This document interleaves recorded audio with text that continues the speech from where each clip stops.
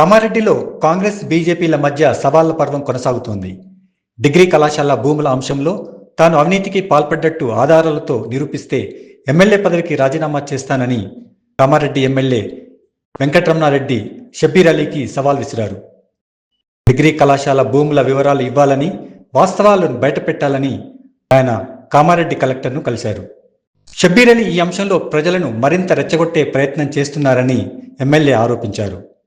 రాజకీయం కోసం కాంగ్రెస్ పార్టీ ఈ అంశాలను వాడుకుంటోందని ఆయన ఆరోపించారు.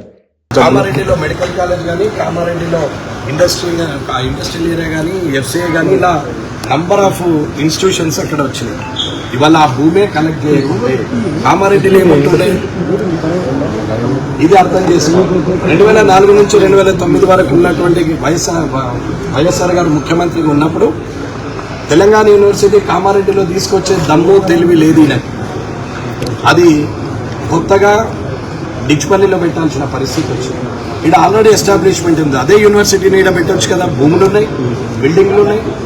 మరి ఇక్కడ పెడితే తక్కువ ఖర్చులో ప్రభుత్వంకు ఖర్చు తక్కువ, ప్రజల మీద భారం పడకుండా ఉంటుంది కదా. కానీ అది చేయలేదు. ఎందుకు?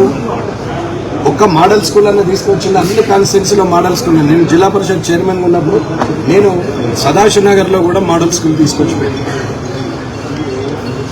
ఇది మోడల్ స్కూల్ కామారెడ్డి మండలాల్లో ఎక్కడైనా ఒక మోడల్ స్కూల్ ఉందా?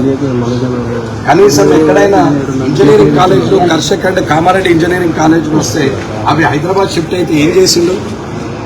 8.5 ఎకరాలు భూములు దున్నితే, గ్రౌండ్ను దున్నితే దాని వెనకాల ఉన్నటువంటి వ్యక్తులు ఎవరు?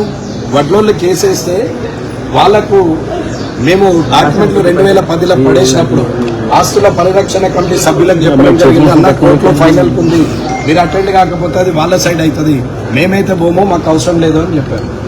వీరు పోలేదు. అక్కడ వన్ సైడ్ అయింది. వన్ సైడ్ అయినాక డాక్యుమెంట్స్ ఎవరి పేరు మీద అయింది?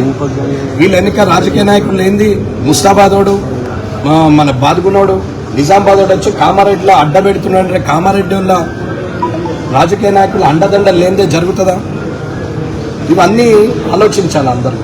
కాబట్టి ఈరోజు కలెక్టర్ గారు సానుకూలంగా స్పందించారు.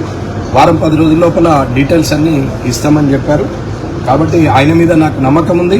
కలెక్టర్గా ఆయన తీసుకునే చర్యలు రేపు పొద్దున ఇచ్చే ఇన్ఫర్మేషన్ బట్టి ఉంటుంది. అలాగే సిమిలర్గా కూడా సమాచార హక్కు చట్టం కింద MRO Kamareddy, RDO Kamareddy, additional collector revenue Kamareddy వాళ్ళకు కూడా నేను సమాచార హక్కు చట్టం కింద పెట్టాను.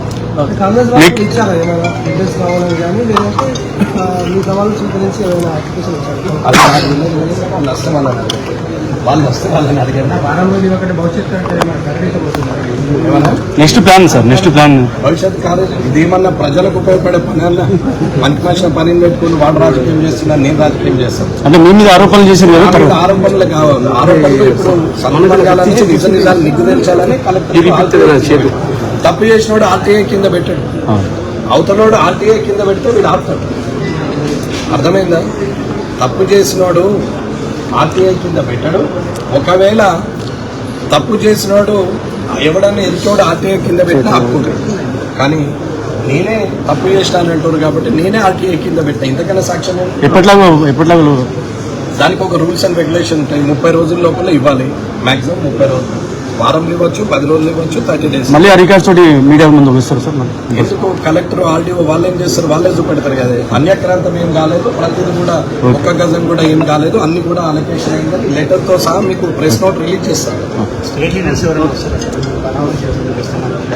అంటే క్యాంప్ ఆఫీస్ మీద దాడి జరిగింది అనేది వస్తున్నారు.